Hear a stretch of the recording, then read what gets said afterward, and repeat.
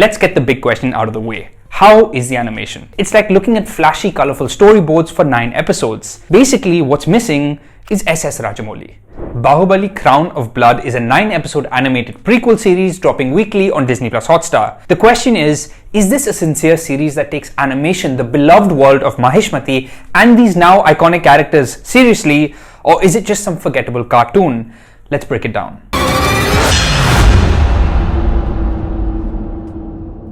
The story takes place before SS Rajamouli's landscape-altering 2-part epic saga and follows stories from the lives of Shivagami, Katappa, Bhalal and of course Baahubali.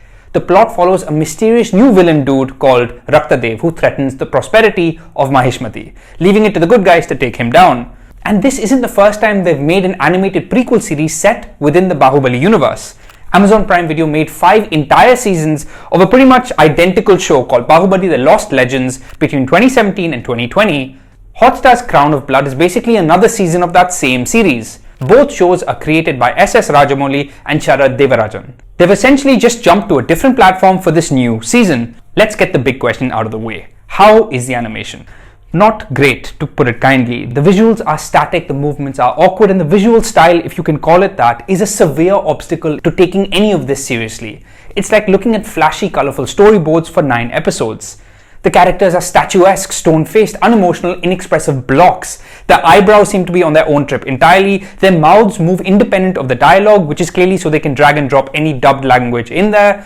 The visuals are particularly poor and sketchy in the action sequences and when characters are in motion. It's also funny to think that 80% of the animator's time went into molding and drawing biceps. So many biceps. And look, I get it. Animation is extraordinarily challenging, time-consuming and expensive. Even more so in India where animation is seen as a dead genre that has never excited audiences in a substantial way, which means no one's going to put in the time and resources it requires. But the fact is, it's 2024 and dated, shaky visuals just don't cut it anymore. Amazon's Baahubali, The Lost Legends, from the very same makers, came out 4 years ago and the difference in animation standards between that show and this one is still negligible.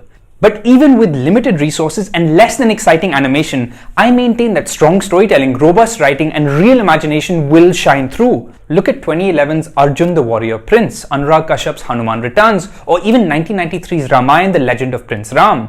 But even there, Crown of Blood struggles. Despite a promising premise and pretty solid broad plot beats, the narrative is dull, overlong and tedious.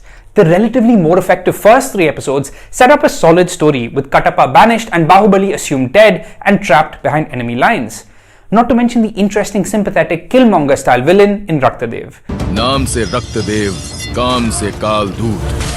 Chala do Mahishmati ko! But from there on it becomes an absolute slog.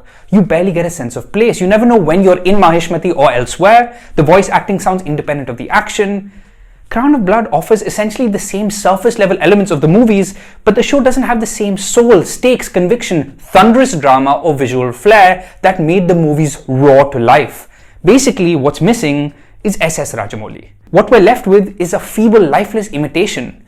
Tiring, repetitive, dreary dialogue, tedious pacing, lifeless drama. Even the characters are reduced to the most hollow, annoying versions of themselves.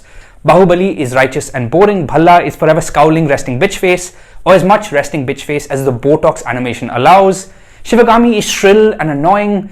Katappa gets arguably the most promising arc, but writers Sharad Devarajan, Sarwar Chadda, Jeevan J. Kang and Shivangi Singh don't seem to be able to recognize that. I haven't seen the Amazon show Baahubali The Lost Legends, but a quick glance suggests that that show had far more imagination than this one. In the final season, it even sees Bahu face off against samurai warriors from Japan. At its best, Baahubali Crown of Blood feels like the equivalent of a straight-to-DVD animated prequel film that, here, has been divided up into 9 parts of 20 minutes each. There were moments early on where I felt the presence and aura and buzz of this world which I love so much. That score, these characters. But even then, at best, this show just makes you want to revisit the movies and little else. Conceptually, animation should enable us to go wider and deeper within this world and do what live action can't. But this limp and lifeless series merely struggles to live up to the films. You've heard of same but different? Well, here we get same but diluted. You can watch Baahubali Crown of Blood on Disney+Hotstar.